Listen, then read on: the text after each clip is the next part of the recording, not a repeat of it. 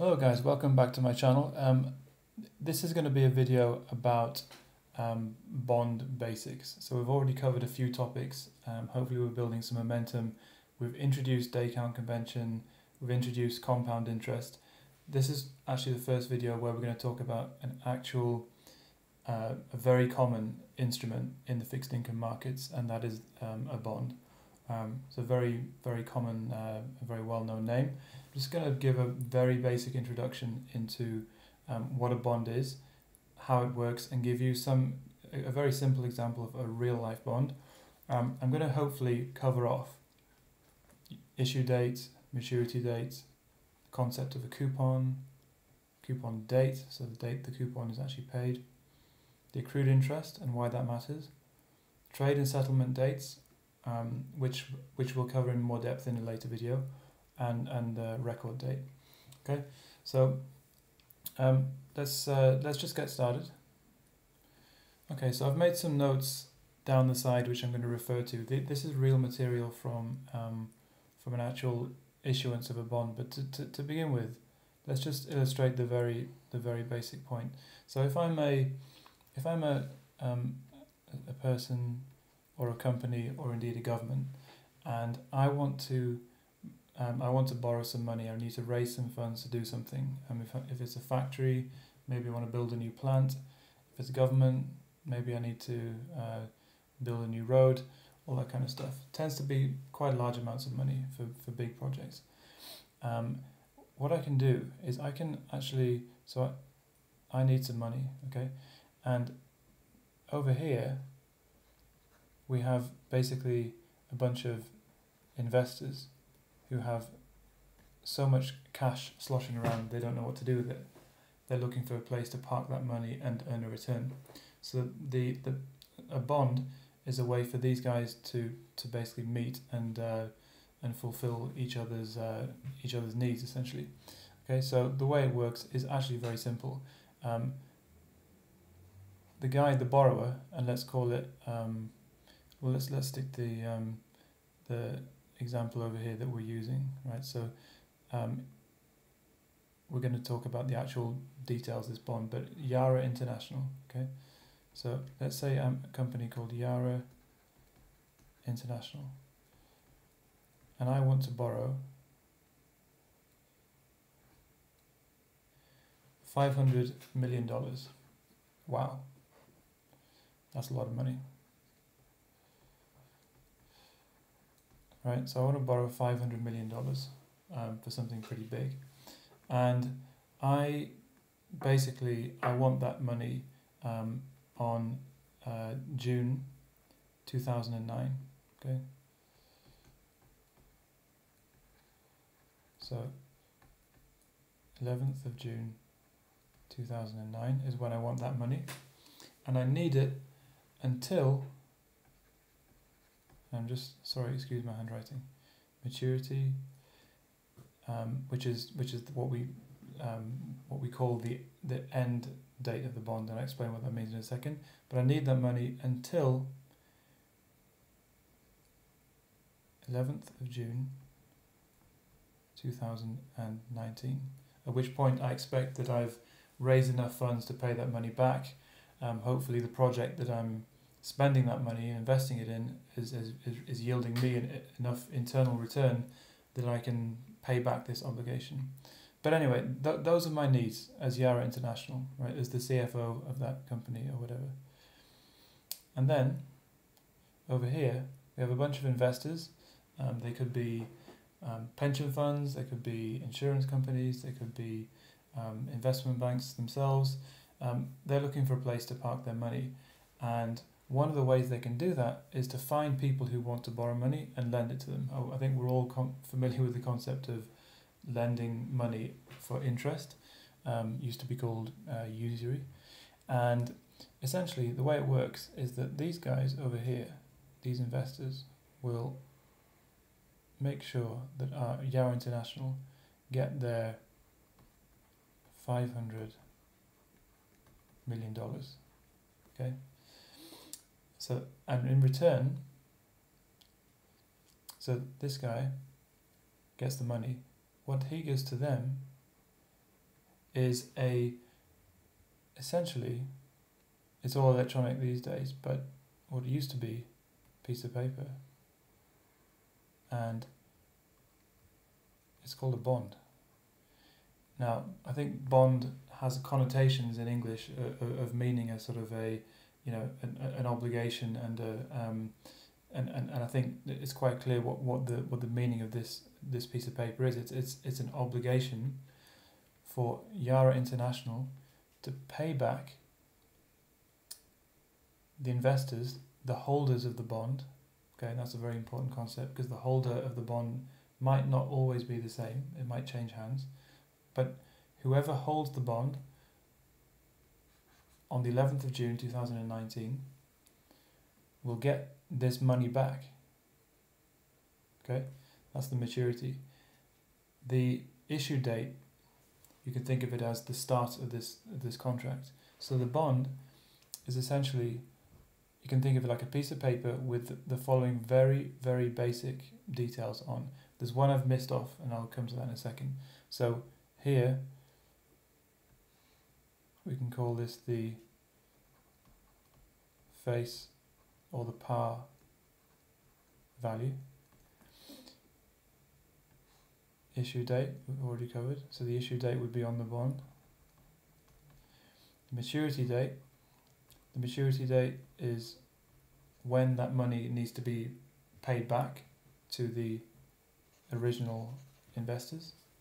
Okay, and the last main piece of information, actually two more main pieces of information, but the last concept is the concept of a coupon. And interestingly, the reason it's called a coupon apparently is that in the olden days the pieces of paper had these little strips on the bottom, and you'll see what these strips actually meant in a second. So they were kind of strips, little strips that were on the bottom of this coupon that could be torn off. Now what's a coupon, right? So the coupon is an obligation of the borrower, in this case Yara International, okay, pays the bondholder, okay, and let's say the coupon is, and I'm going to use the actual number here, and they're not going to be nice numbers, but I'm just, because I want to get back to the real example. So basically the coupon 7.875%, okay, so 7.8975%. Okay, so what the coupon means is that the bond, so Yara, the issuer, right, of the bond, pays the bondholder 7.8975% of the face value every year, right? That rate there is called the coupon rate, and that rate is always quoted on an annual basis, okay? Now, that doesn't mean that there's only one payment a year. In fact, very often you'll find that the payments themselves, right, so the coupon dates or the schedule for the payments are often they can be quarterly, they can be monthly. They're typically, and very frequently, they are semi-annually, right? So the coupon dates can be semi-annual, and let's say, so the first coupon date would normally in this case be 6 months after the issue date, which is basically the start of the agreement. Okay, so the first coupon date would be the 11th of December 2009. Okay. Second coupon date would be 6 months later, and it would be on the 11th of June 2010, etc., etc. And on each of these days, okay, the issuer, Yara, pays the bondholder, which is whoever holds this piece of paper, exactly 7.8975 multiplied by 500 million divided by 2, because there are 2 payments per year. So in the first payment there would be 7.8975 divided by 2% of 500 million, and in actual fact all of the subsequent coupon payments would be exactly the same. So that's the coupon. So if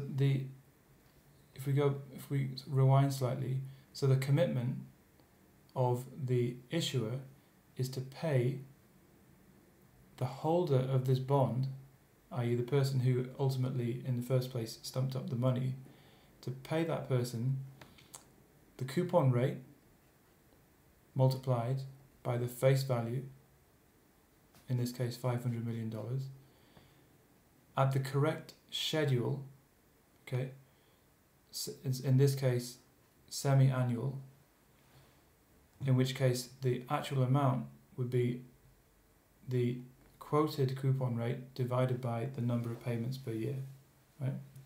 And it's really as simple as that. Now the question is, we talked about maturity, the maturity date, as in we've decided that Yara decided that by this date they're not going to need that money anymore. So on this date, what they're going to do is they're going to pay back the $500 million to the bondholder, right? That's basically the repayment of the principal, okay? And that will also include the last coupon date as well. So on the 11th of June 2019, okay, so on the maturity date,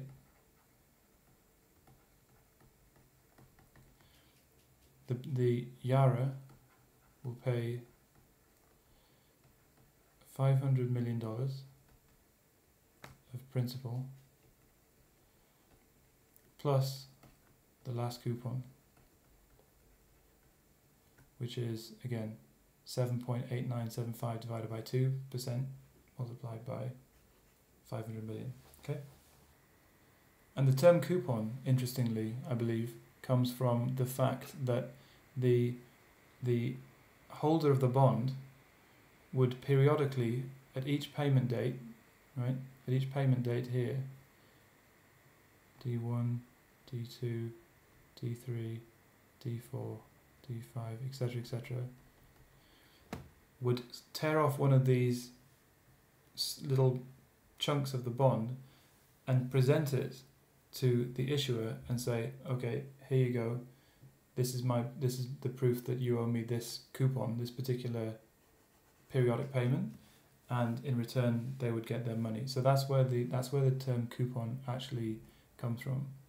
Okay, so let's have a quick look at an actual example of a real life bond. And so what typically happens is that when a company like Yara wants to borrow an amount of money on the bond market, they will put together a team of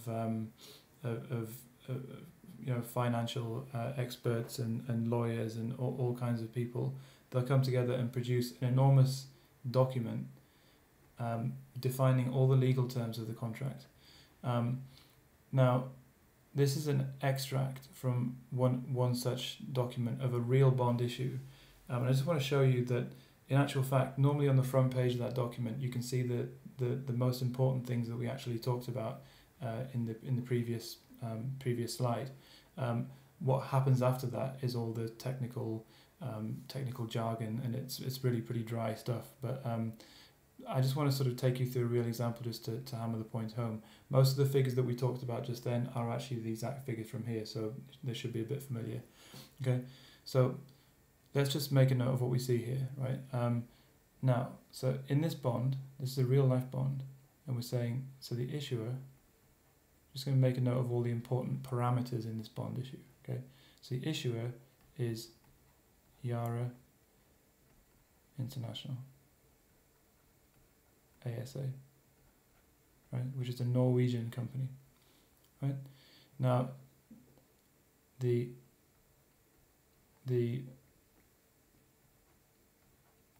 face value, or the par value, effectively how much money is being borrowed by Yara, the issuer is the borrower, in this case is $500 million, okay? The coupon, which is the annualized total interest payment, is 7.875. Sorry, I got it wrong in the previous slide.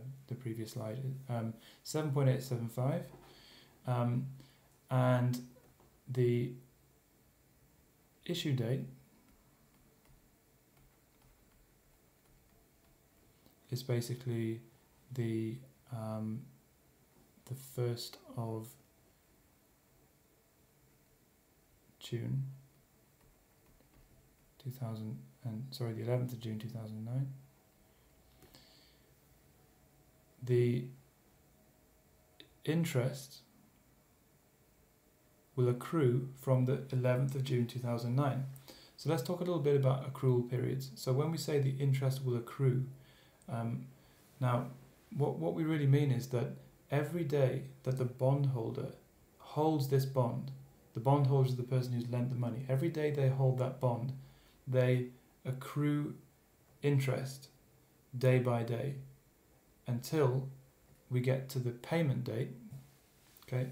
And on the payment date, which happens twice a year, right? So let's just write that down. Frequency, as we already mentioned, is semi-annual, right? So basically every 6 months, right? So every 6 months you get an interest payment. You get the coupon payment, which is basically that divided by 2 every 6 months, right? So as soon as the payment happens, the next cycle begins, the next 6 month cycle begins, and what we say is that the interest on that for that bondholder accrues day by day during that period.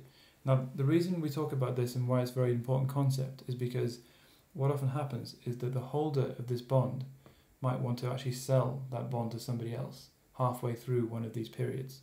Okay, so if we take a sort of typical 6 month timeline in this bond, we know that the periods go from 11th of June to 11th of December through to 11th of June, right? So that's the accrued interest is essentially ramps up day by day, right, until it reaches a peak just basically on the day before the 11th of December, so the 10th of December.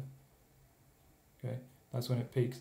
Then the accrued interest basically falls off a cliff because the interest is actually paid back to the bondholder, and it starts again and it ramps up again until the 10th of June. Okay, so the reason why accrued interest is important is that if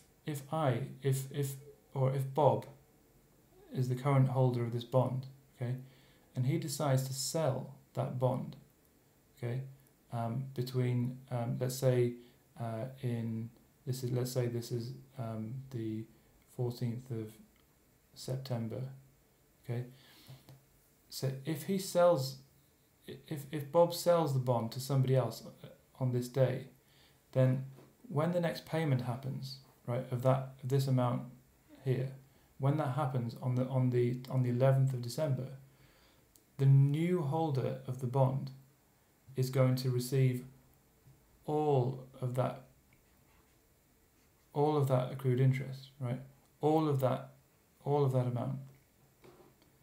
The new recipient, the buyer of the bond on this date, the holder of the bond, assuming he keeps it between this date and this date, will receive all the interest. However, Bob was the one who basically held the bond between these two dates here, between the last payment and the 14th of September. So Bob needs to be reimbursed for that. And in order to do that, that's how accrued interest comes into play. The question is basically between 11th of June and 14th September, how much interest accrued. So if you ever if you're familiar with accrued holidays, you might say, let's say you leave your job halfway through the year and you want to know how much holiday have you accrued. Well, you look at your annual holiday allowance and then you say, well, okay, I get 30 days holiday per year. I've completed 6 months of the year before I leave, therefore I've accrued an entitlement of 15 days holiday. If I've only taken 5 days holiday, that means that my employer owes me money for 10 days. And it works exactly the same way here, right? So we know that every 6 months, over a 6 month period, the holder of the bond accrues the entitlement of, I just wrote it down there, $90,687,500. So that there, here, is your annual, that's your actual dollar amount. Right? So we've actually calculated it, which is basically, so it's just 7.875 divided by 100, right, as a percentage, okay, and then divided by 2, because it's 2 payments per year, multiplied by 500 million equals $19,687,500, right? So this is your semi-annual payment, right? Seems like quite a lot of money to get in your interest. So in a nutshell, it's obviously, if Bob has held this bond for basically almost half of this entire period, then he rightfully will want a stake in some of the 19 million odd dollars that's paid on 11th of December, because he owned the bond during half that period. So this is what accrued interest is really all about, okay? And the key, so when we talk about accrued interest, I've sort of drawn a timeline already, but if we just, it can be a bit confusing to know, which dates are inclusive, which dates are exclusive, and all this kind of thing. So we're familiar with the concept that, so this bond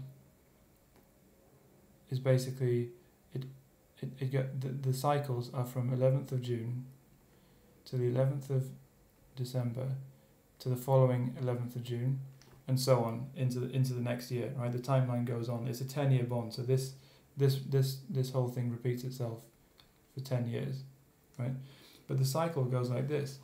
So and this goes back to the whole bank thing again, the bank interest, where we said the day of the interest payment for a monthly paying bank account is actually is when the accrued interest for that month resets back to 0 and the counter starts all over again.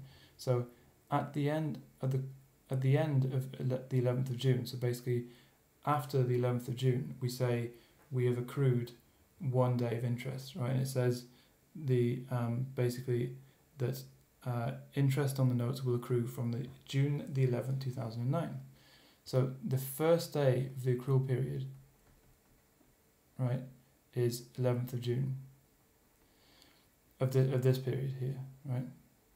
And then we basically accrue interest every day throughout this 6-month period until, and this is really important, the 10th of December, right? So we say we accrue interest from the 11th of June to the 11th of December, but the 11th of December is exclusive. So the last day of the accrual period is actually the 10th of December. What happens the next day, on the payment date, or the coupon date, which is the 11th of December, is that the accrued interest basically resets, and on the 11th of December you have basically 1 day of accrued interest, whereas here on the day before, on the 10th, you have 180 days of accrued interest just before the payment, right? The payment corresponds to 180 days of accrued interest. I'll go into why that is in a second. It's about the day count convention, and it's the last piece in this puzzle. Okay, so basically that's really important. The accrual period runs from the 11th of June up until the 10th of December, the day before the payment date. The payment date is the day on which the funds, so the $19 million here, are transferred from the issuer to the bondholder. Okay, that happens on that day. That 11th of December is also the first day of the next accrual period, and the cycle repeats like that. So it basically goes 11th of June to 10th of December, 11th of December to 10th of June, 11th of June to 10th of December. Now, one really important point here, and it's one thing that it took me a while to kind of get my head around, so I really want to clarify it, is let's take an example where we have a particular, let's say we have a particular period for this bond, and there will be, I don't know which year it happened, but it will have happened, I'm sure, that on a particular day, let's say the 11th of June, okay, is a Saturday, right? Really important. And that's the only date we're interested in. So the 11th of June is a Saturday. Now, as we know, the 11th of June is the day on which we're supposed to make a payment to the bondholder, right, of something like $19 million of interest. But 11th of June is a Saturday. We can't expect the banks to settle these transfers like this on a Saturday. It doesn't happen. We all know that the financial markets are closed for business on Saturdays and Sundays and bank holidays, right? So the question is, what actually happens then? Well, it's actually very simple, and it's actually it's detailed down here. This is some more fluff from later on in that document, but I'll explain in layman's terms. I'll leave this here. You can read it if you want, and I'll link this document down below as well. What happens is that the interest payment, okay, so the payment date actually moves to the next business day, which is the 11th of June in this case, okay, because the 12th is a Sunday, so we're going to do the payment on the Monday, right? Now the question is, do we accrue any additional interest between the 11th of June and the 13th of June? And the answer is no, we don't, right? It's basically one of those things. We have to wait 2 extra days for our money because the weekend was there. So we don't, because of the delayed payment, we don't get any additional accrued interest for the period that has just finished on the 10th of June, the accrual period, which we're supposed to be getting paid on the 11th of June, but now we're getting paid on the 13th. No extra interest for that. What does happen though is, as we know, the 11th of June also marks the start of the new period, right? Every time, always. No matter whether 11th of June is Christmas Day or the end of the world or, crazy bank holiday or whatever, the 11th of June is always the start of the new accrual period. Therefore, so after the 11th of June, once 11th of June is completed, we have already accrued 1 day. After Sunday, the 12th of June, the accrual days is 2. And so the accrued interest ticks up day by day by day by day, right until the 11th of, or let's say the 10th of December, which is when the accrued interest, so ramps up like this, right? When the accrued interest reaches its peak, which is basically $19 million, and then the next day, that accrued interest is basically paid out, and the whole cycle repeats itself. Okay, so the last concept I want to talk about was day count convention for this bond. Now, we did an introduction to day count conventions in the last video, and I think hopefully there'll be some payoff about having done a grounding in that. Hopefully the concept is a little bit familiar. So this bond, like any other bond, in the terms and conditions in that original document, will say what day count convention we're using to actually calculate the accrued interest between any given dates. And that normally, is, as I said, is because if we have a bond that is, let's say this is payment date D1, payment date D2, and accrued interest basically ramps up day by day until there, and then drops off on the payment date, and then ramps up again. So if we have that situation, and as I said before, if the bond pays or transfers ownership on this date here, T1, then we need to know basically what fraction of the total period has elapsed on the date that this takes place, because we want to make sure that the owner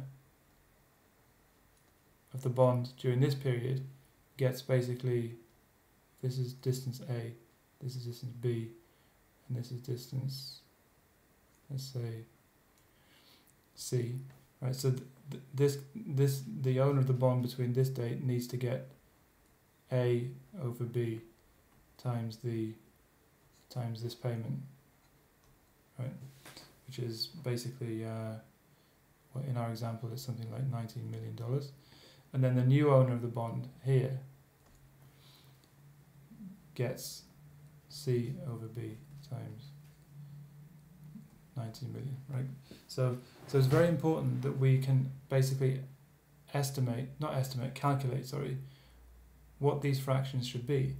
And as I mentioned in the previous video, day count convention provides us with a convention on essentially how to do that calculation. Now, as I said before, every period has different number of, every month has a different number of days.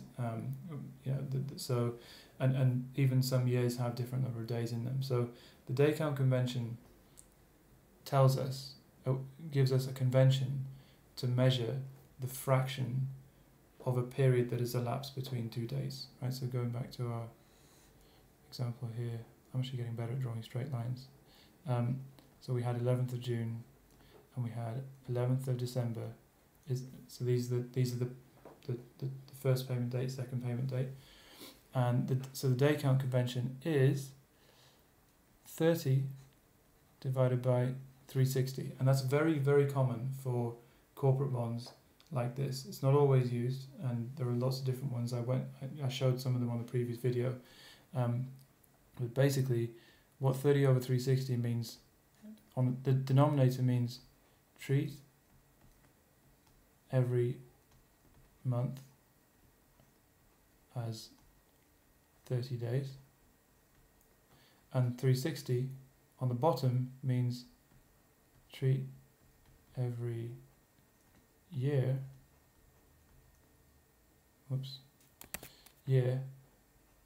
as 360 days. And as I said, that goes back to the times when people didn't have calculators and computers. So this ratio made the calculations much easier.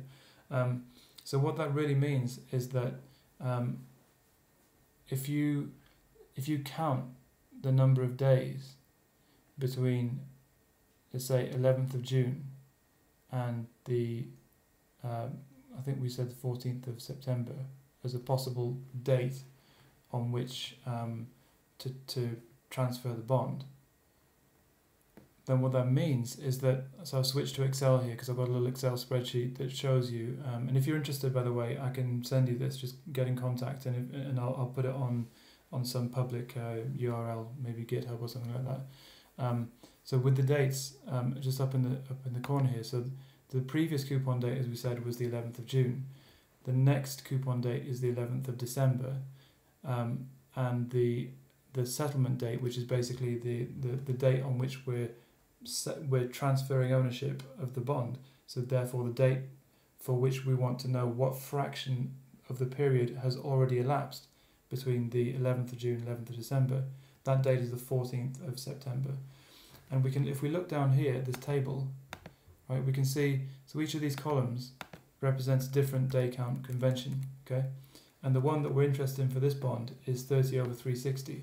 And what you can see is that depending on the day count convention, the actual interest days here, the interest days, which means that the number of days within the period, starting and including the 11th of June, is 95 if you count actual, so basically the actual number of calendar days, the actual number of days you've hit the pillow and gone to sleep every night between 11th of June, 14th and 14th of September, exclusive, so really the 13th of September is 95, okay?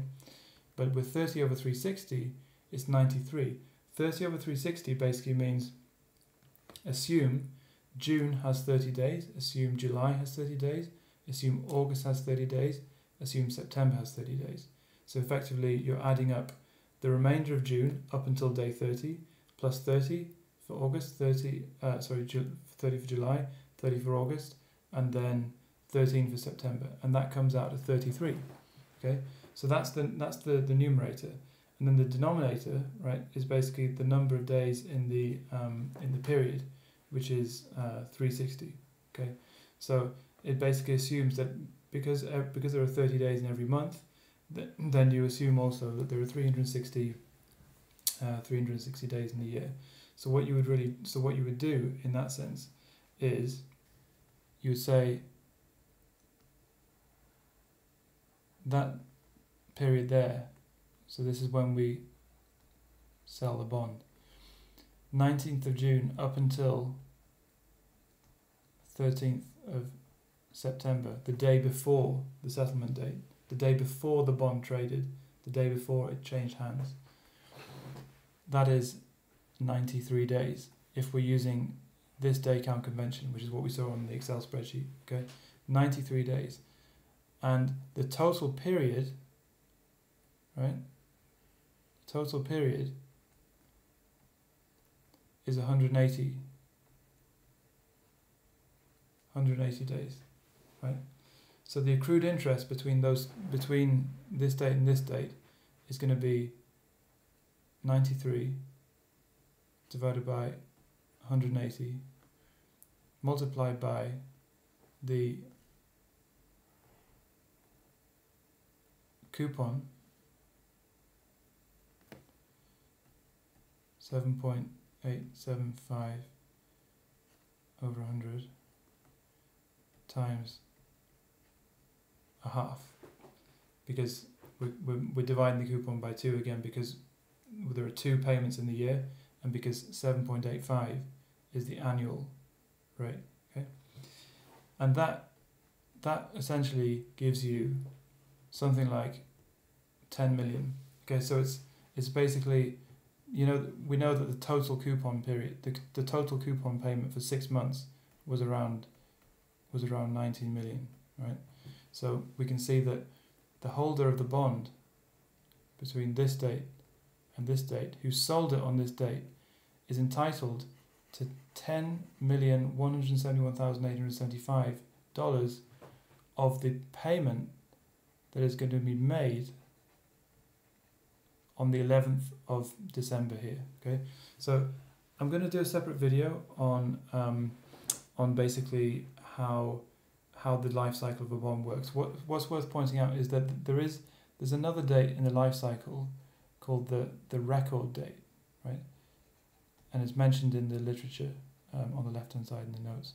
And the record date is the date which defines who receives the coupon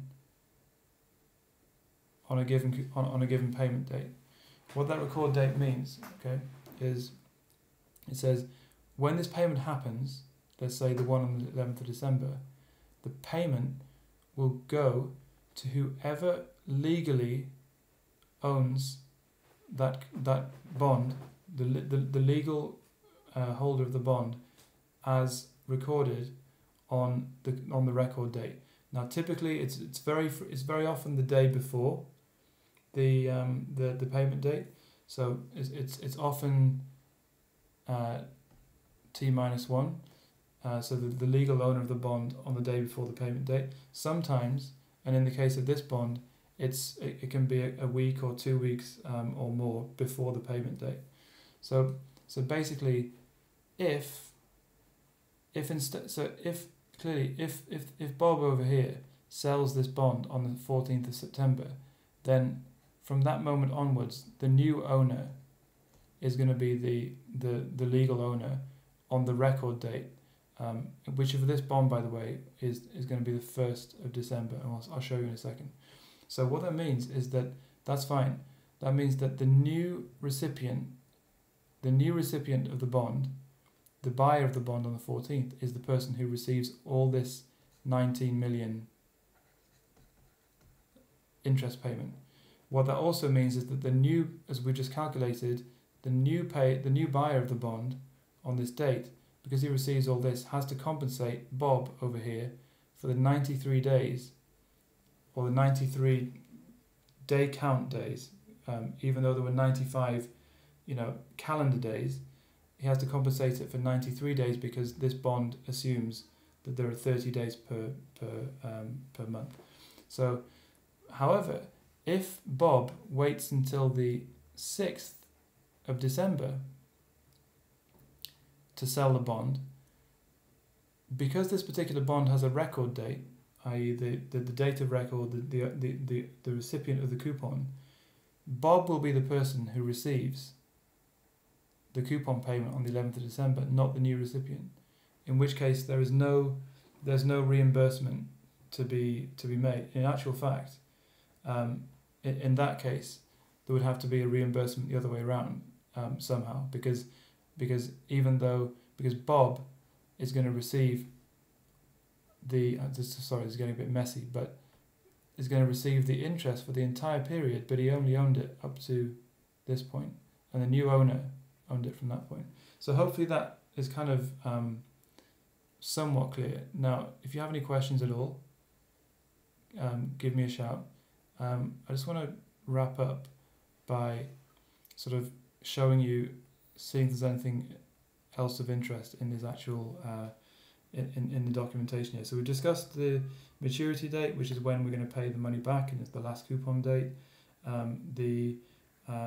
We haven't discussed the issue price, and that's deliberate. I'm going to cover the bond price in probably the next video, actually. The day count fraction we've covered is 30 over 360. Here is an example of basically how the bond has initially been set up, this table here. So we know it's 500 million. This is how it was actually divided up and sold in the primary market. So basically the initial buyers of the bond, the initial buyers on the primary market were these institutions here, right? These institutions then will typically then sell these bonds on in the secondary market. And I'll do subsequent videos about how all that works. There's an interesting paragraph here where basically you can see some of the stuff I've been talking about actually come to light. So if I just maximize this quickly,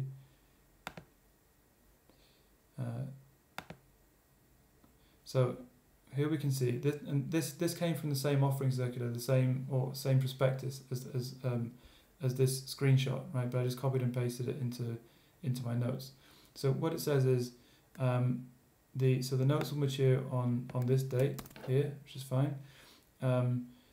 Things of interest. The notes will bear interest at a rate of 7.875 per annum, right? So that's the coupon from June the 11th, 2009. That's the issue date. Interest on the notes will be paid semi-annually on June the 11th and December the 11th of each year, right? So that's your payment schedule, semi-annual every 6 months, and the first payment will be on December the 11th, 2009. And this is interesting, to the person in whose name the global security is registered at the close of business. These things are always done on close of business, by the way, on the preceding June and December 11th, right? And that's the record date that we just talked about. So if Bob sold the bond on December the 5th, Bob is going to get the entire payment that happens on December the 11th. And then he's going to have to reimburse the buyer of the bond for that. And here we go. If in any case where the date of payment of principal interest on the notes is not a business day, so if the 11th is not a business day, if it's a Saturday, then the payment of principal or interest, this is all legal bullshit speak, with the same force and effect. I mean, come on, who writes this shit? If made on the day of maturity or date of redemption and no interest shall be paid, what it's basically saying is that pay it when the bank's open again, right, in a nutshell. A business day is any day which is not a Saturday, a Sunday, a legal holiday, etc., etc. Interest will be calculated on this is your day count convention. Oh, and it says, by the way, where does it say? Oh, and no interest shall be accrued for the period after such a date. That's what I said before about if the accrual period ends, or if the payment date falls, on a Saturday or a holiday, the payment will be delayed to the next business day, but there'll be no further interest for that previous period that's just gone. We'll start accruing interest for the new period. Okay, and that really is that's about it, to be honest, guys. So I hope that was useful. A bit scrappy, I guess, the handwriting, but hopefully it was clear. It's a bit of an introduction to bonds. Please leave lots of questions, especially about the material here, and I'll definitely get back to you. I think the questions can be a really good forum for other people to actually see maybe some people found particular common things unclear, and so I do encourage that. Please stay tuned for the next video, which is probably going to be about how the life cycle of a bonds, how they are issued, how they're traded on the secondary market, and then we'll go on to talk about bond pricing. Then we'll go talk about yields, which will be part of bond pricing, yield curves, and then off into the sunset with all kinds of interesting stuff there. So thank you very much again for watching, and I will see you in the next one. Okay, bye.